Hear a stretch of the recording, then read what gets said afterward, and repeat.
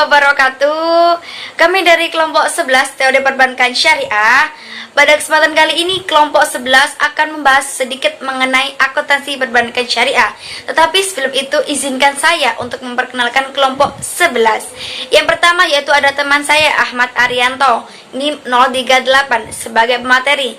Yang kedua ada Intan Dwi Pratiwi, NIM 072 sebagai pemateri dan moderator. Dan yang ketiga ada Siti Dwi Ardianti, NIM 082. Baiklah, langsung saja kepada pemateri, disilakan.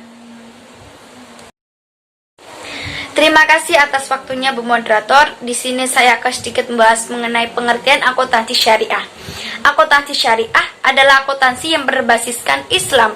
Ada juga yang menyebutnya dengan akuntansi Islam. Nah, akuntansi syariah atau akuntansi Islam ini adalah akuntansi yang berbasiskan Al-Quran dan Al-Hadis dan ijma ulama.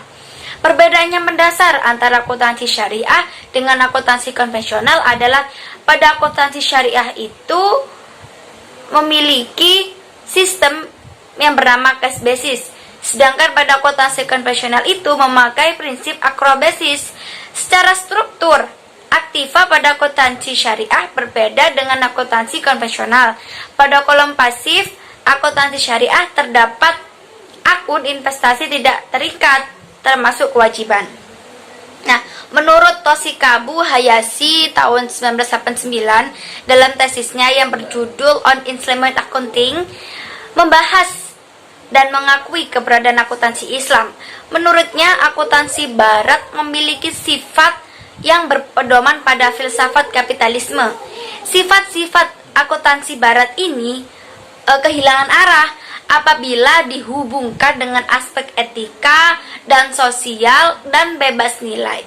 Adapun dalam akuntansi Islam terhadap meta rule yang berada di luar konsep akuntansi yang harus dipatuhinya, yaitu hukum syariah yang berasal dari Tuhan yang bukan ciptaan manusia. Nah, menurut Toshikabu itu, akuntansi Islam sesuai dengan kecenderungan manusia yang menuntut agar perusahaan juga memiliki etika dan tanggung jawab sosial. Konsep akuntansi telah ada dalam sejarah Islam yang sangat berbeda dengan konsep konvensional sekarang. Ia menerjemahkan akuntansi sebagai muhasabah. Kemudian ia menjelaskan bahwa dalam konsep Islam terdapat pertanggungjawaban di akhirat, yaitu setiap orang akan mempertanggungjawabkan tindakannya di hadapan Allah Subhanahu wa taala, dan Allah Subhanahu wa taala memiliki akuntan atau raqib atid malaikat yang mencatat semua tindakan manusia, bukan hanya dalam bidang ekonomi, melainkan juga bidang sosial dalam pelaksanaan hukum syariah lainnya. Nah, akuntansi syariah itu kan hadir sebagai solusi atas permasalahan transaksi konvensional yang tidak sesuai dengan nilai-nilai Islami. Hal ini disampaikan oleh Muhammad bahwa aspek-aspek akuntansi konvensional tidak dapat diterapkan pada lembaga yang menerapkan prinsip-prinsip Islam, baik dari implikasi akuntansi maupun akibat ekonomi. Solusi atau jawaban dari berbagai permasalahan yang timbul dijelaskan dalam Al-Quran yang merupakan pedoman hidup bagi umat muslim. Hal ini sangat berbeda dengan jawaban atas solusi akuntansi konvensional yang diperoleh melalui taktik cerdik atau penalaran yang sehat. Selanjutnya yaitu mengenai urgensi dan manfaat akuntansi bank syariah. Perkembangan akuntansi dipengaruhi oleh berbagai faktor. Di antaranya adalah faktor sistem ideologi dan ekonomi suatu negara. Perkembangan ideologi dan ekonomi suatu negara akan berpengaruh terhadap perkembangan akuntansi di negara tersebut. Di Indonesia, perkembangan akuntansi dari masa ke masa dipengaruhi oleh adanya perkembangan ideologi agama Islam yang kemudian mendorong perkembangan ekonomi Islam. Oleh karena itu, perkembangan akuntansi sangat dipengaruhi oleh perkembangan ekonomi Islam sehingga muncullah akuntansi syariah. Beberapa alasan akuntansi sangat penting untuk dibahas karena itu yang menjadi dasar para akuntan ataupun manajer dalam menjalankan tugasnya, seperti akuntansi sebagai bahasa bisnis. Akuntansi dapat menjadi bahasa bisnis karena para manajer harus menggunakan akuntansi sebagai dasar dari pengambilan sebuah keputusan. Adapun pentingnya akuntansi bank syariah ini yaitu terciptanya prinsip syariah pada operasional bank syariah. Yang kedua yaitu diterapkannya prinsip kehati-hatian dalam operasional perbankan. Yang ketiga yaitu tercapainya tujuan untuk menciptakan suatu keadilan di bidang ekonomi dengan jalan meratakan pendapatan melalui kegiatan investasi. Yang keempat yaitu sebagai alat penanggung jawab kepada Tuhan Yang Maha Esa, memiliki dengan mengimplementasikan dalam bentuk menjadikan zakat sebagai tujuan utama penyediaan informasi akuntansi. Yang kelima yaitu agar akuntansi syariah dijadikan ciri khas dalam perbankan Islam, karena akuntansi syariah ini tuh memiliki beberapa perbedaan dengan akuntansi konvensional.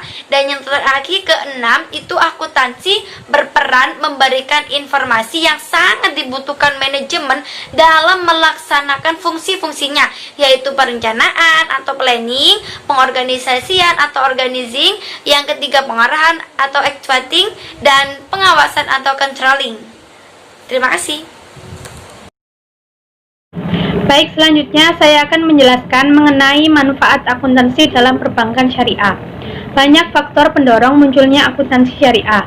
Faktor tersebut dapat muncul karena negara membutuhkan sesuatu yang lebih agamis dan ingin terlepas dari belenggu akuntansi yang dipegang oleh orang barat serta dapat berjalan secara optimal.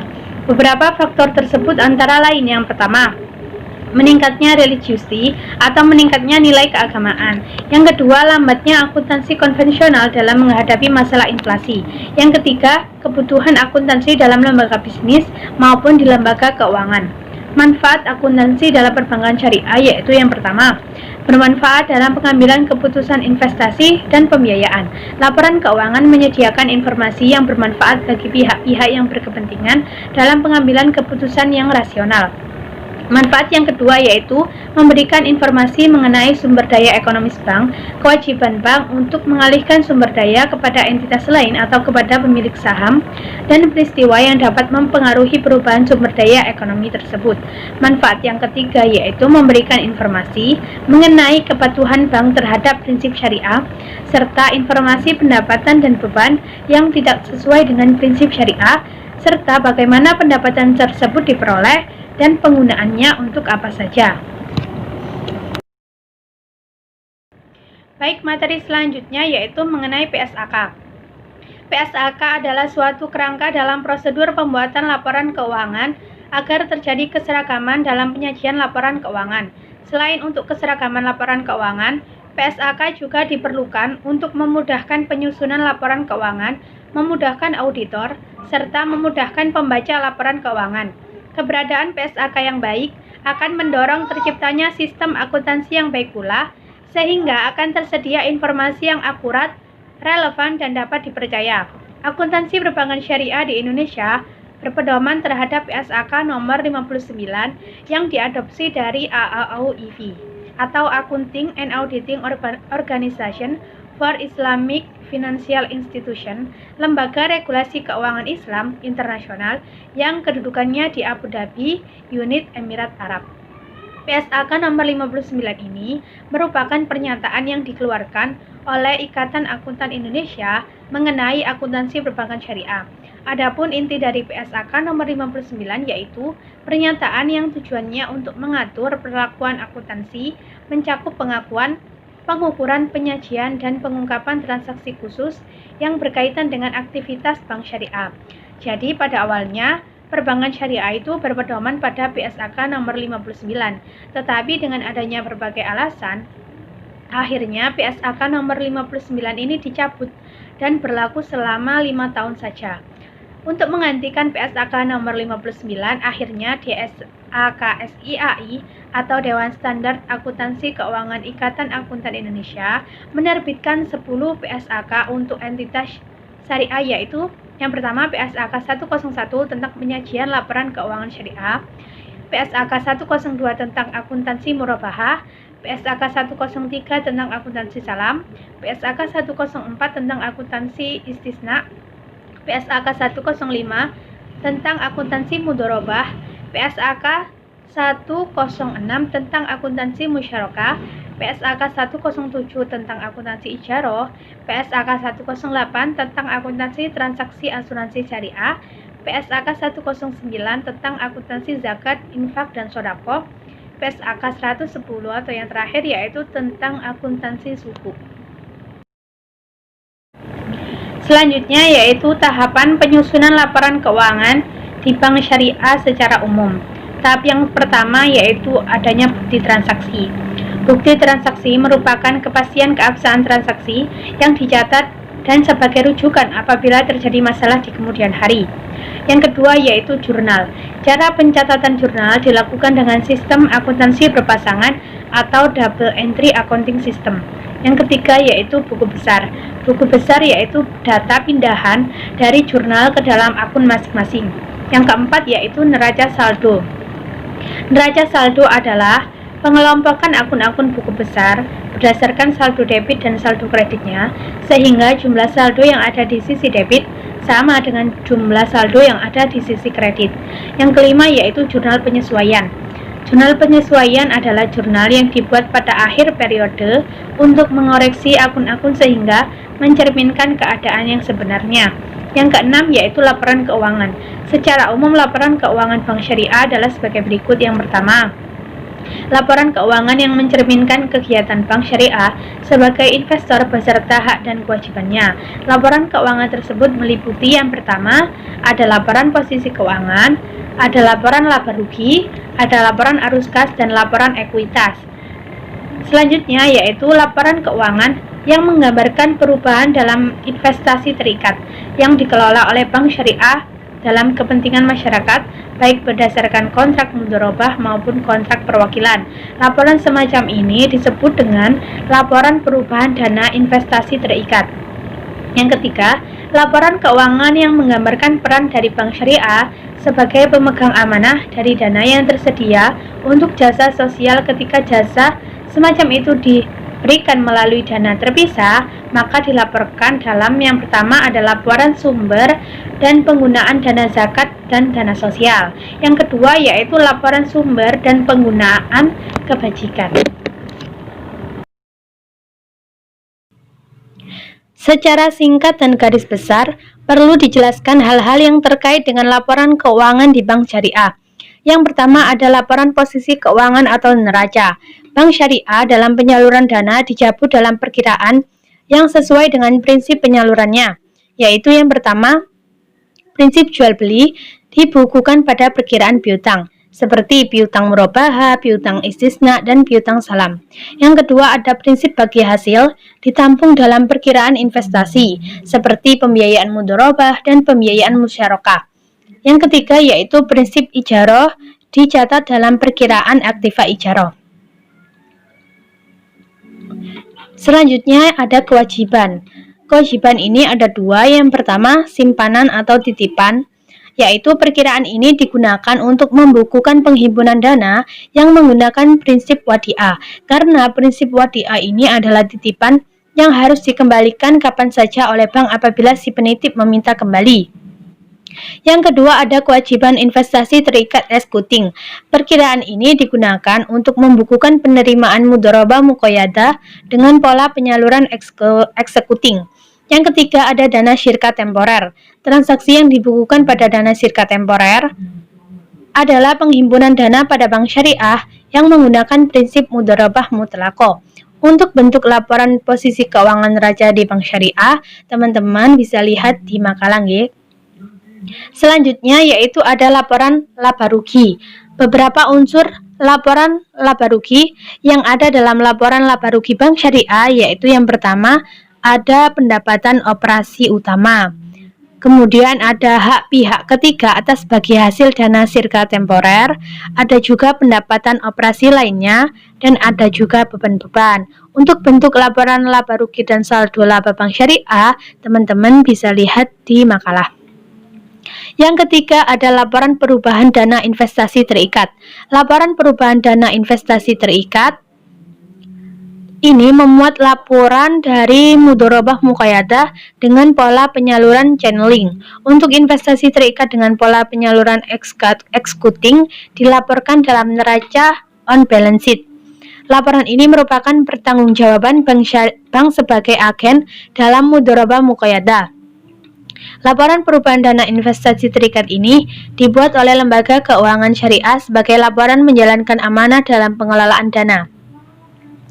Untuk bentuk laporan perubahan dana investasi terikat bank syariah, teman-teman bisa lihat di makalah nggih. Selanjutnya ada laporan sumber dan penggunaan dana zakat. Dalam PSAK, laporan ini disebut dengan laporan sumber dan penggunaan dana ZIS atau zakat, infak, dan sodako. Oleh karena tidak terdapat kejelasan penggunaan infak dan sodako yang dipergunakan untuk hal-hal di luar zakat, maka laporan ini disempurnakan dengan laporan sumber dan penggunaan zakat, yaitu suatu laporan yang khusus untuk penerimaan dan penyaluran zakat sesuai dengan ketentuan syariah yang ada. Untuk bentuk laporan sumber dan penggunaan dana zakat di bank syariah, yang pertama ada sumber dana zakat. Ada zakat yang dari dalam bank syariah, ada juga sumber dana zakat yang dari pihak luar bank syariah. Untuk penggunaan dana zakat untuk apa saja? Yang pertama diberikan kepada fakir, diberikan kepada miskin, amil, mu'alaf, orang yang terlilit hutang, rikob, fisabilillah, orang yang dalam perjalanan atau ibnu sabil. Yang kelima adalah laporan sumber dan penggunaan dana kebajikan. Dalam PSAK nomor 59, laporan ini disebut dengan laporan sumber dan penggunaan Al-Qardul Hasan. Oleh karenanya tidak ada perbedaan arti antara Al-Qard dengan Al-Qardul Hasan dan tidak ditemukan pengertian yang baku dari Al-Qardul Hasan, maka laporan ini disempurnakan dengan laporan sumber dan penggunaan dana kebajikan. Dalam PSAK 101 tentang penyajian laporan keuangan syariah dijelaskan bahwa entitas syariah menyajikan laporan sumber dan penggunaan dana kebajikan sebagai komponen utama laporan keuangan. Untuk bentuk laporan sumber dan penggunaan dana kebajikan di bank syariah, teman-teman bisa lihat di makalah. Selanjutnya yakni prinsip-prinsip dasar dalam penyusunan laporan keuangan bank syariah. Jadi prinsip dasar yang universal dalam operasional akuntansi syariah itu ada 3. Yang pertama nilai pertanggungjawaban, keadilan, dan kebenaran. Nah, itu selalu mendekat dalam sistem akuntansi syariah. Nah, bagaimana ketiga nilai tersebut? Yang pertama, prinsip tanggung jawab laporan keuangan. Jadi, berdasarkan prinsip-prinsip syariah, masalah akuntansi akan berkait pula dengan prinsip-prinsip syariah. Karena di sini syariah mencakup seluruh aspek kehidupan umat manusia, baik ekonomi, politik, sosial, dan falsafah moral. Dengan demikian, syariah berhubungan dengan seluruh aspek kehidupan manusia termasuk di dalam hal akuntansi.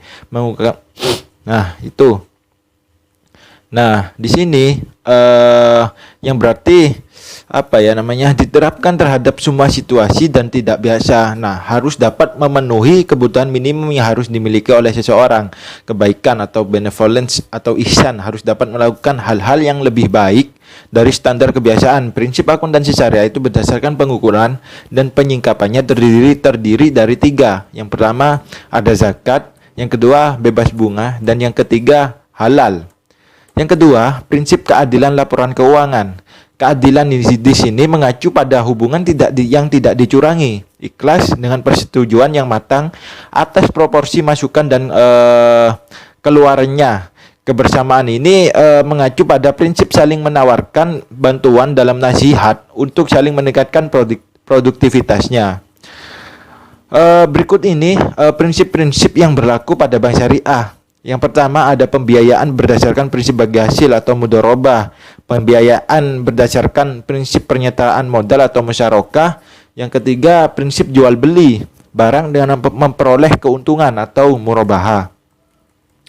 Yang ketiga ada prinsip kebenaran laporan keuangan syariah. Jadi prinsip kebenaran laporan keuangan syariah ini tidak dapat dilepaskan dengan prinsip keadilan. Contohnya dalam akuntansi kita akan selalu dihadapkan pada masalah pengakuan, pengukuran, dan pelaporan. Nah, aktivitas ini dapat dilakukan dengan baik apabila dilandaskan pada nilai kebenaran. Nah, kebenaran ini akan dapat menciptakan keadilan dalam mengakui, mengukur, dan melaporkan transaksi-transaksi ekonomi berdasarkan uraian tentang laporan keuangan. Nah, dapatlah kita di sini temukan bahwa kebenaran yang tergandung di dalamnya adalah kebenaran yang ditentukan oleh ikhtiar manusia yang sifatnya bisa terjadi bila ada syarat tertentu yang menguatkannya. Nah, jika tidak ada yang menguatkannya, maka hal tersebut menjadi tidak benar. Nah, ini sejalan dengan prinsip akuntansi yang mengharuskan adanya dokumen sebagai bukti transaksi. Nah, apabila dihubungkan dengan teori korespondensi, laporan keuangan ini mengandung kebenaran, yakni adanya kesesuaian antara angka-angka yang tertera dalam laporan keuangan dengan bukti-bukti transaksi yang mendasarinya. Nah, kita tahu pembuatan laporan di sini keuangan tidak memiliki nilai manfaat dan sah, atau dengan kata lain utility and validity. Jika tidak sesuai dengan bukti transaksi, menurut teori konsistensi atau koherensi, laporan keuangan ini memiliki nilai kebenaran. Mengingat laporan keuangan ini dibuat berdasarkan prinsip dasar tertentu, yaitu standar akuntansi keuangan, di mana standar ini di sini telah diakui kebenarannya baik dalam dunia profesionalisasi akuntansi sendiri maupun oleh semua pihak dalam dunia usaha, termasuk legalitas dari penguasanya. Selanjutnya, standarisasi transaksi keuangan syariah. Standarisasi transaksi keuangan syariah atau SAK syariah ini adalah standar yang digunakan untuk entitas yang memiliki transaksi syariah atau entitas berbasis syariah. Nah, standar akuntansi syariah, keuangan syariah ini terdiri atas kerangka konseptual penyusunan dan pengungkapan laporan. Standar penyajian laporan keuangan, ada standar khusus transaksi syariah seperti murabahah, salam, ijaroh, dan istisna. Nah, standar ini merupakan standar yang dikembangkan oleh Dewan Standar Keuangan Syariah atau kita sebut DSAK Syariah. Nah, standar akuntansi keuangan syariah ini berfungsi sebagai pedoman bagi lembaga keuangan syariah dalam penyusunan laporan keuangan lembaganya. Nah, pernyataan standar akuntansi keuangan atau PSAK dalam PSAK nomor 101 itu bertujuan untuk mengatur penyajian dan pengungkapan laporan keuangan untuk tujuan umum, General Purpose Financial Statement. Nah, untuk entitas syariah yang selanjutnya itu disebut laporan keuangan syariah, agar dapat dibandingkan baik dengan laporan keuangan entitas syariah periode sebelumnya maupun dengan laporan keuangan entitas yang lain. Nah, pernyataan ini menggunakan terminologi yang cocok bagi entitas syariah yang berorientasi pada profit, termasuk entitas bisnis sektor publik, ada entitas niraba syariah, ada entitas sektor publik, ada pemerintah, dan entitas syariah lainnya yang akan menerapkan standar ini mungkin perlu melakukan penyesuaian terhadap deskripsi beberapa pos yang terdapat dalam laporan keuangan. Dan istilah laporan keuangan itu sendiri atas dapat pula menyajikan komponen-komponen tambahan dalam laporan keuangannya. Nah, laporan keuangan bank syariah yang lengkap itu terdiri atas yang pertama neraca, yang kedua laporan laba rugi, yang ketiga laporan arus kas, yang keempat laporan perubahan ekuitas, yang kelima ada laporan perubahan dan investasi terikat, yang selanjutnya ada laporan rekonsiliasi pendapatan dan bagi hasil, ada laporan sumber dan penyaluran dana zakat, ada laporan sumber dan penggunaan dana kebajikan, yang terakhir ada catatan atas laporan keuangan. Alhamdulillah, terima kasih kepada teman-teman semua kelas 5C yang telah menyempatkan waktu untuk melihat video presentasi dari kelompok 11. Terima kasih juga kami sampaikan kepada Bapak Anas selaku dosen pengampu perbankan syariah telah menyempatkan waktu untuk melihat video presentasi dari kelompok 11. Saya mewakili dari kelompok 11 memohon maaf yang sebesar-besarnya apabila ada salah kata dan tutur kata kami dari kelompok 11 kurang berkenan di hati teman-teman semua dan Bapak Anas. Kami mohon maaf yang sebesar-besarnya. Saya akhiri, wassalamualaikum warahmatullahi wabarakatuh.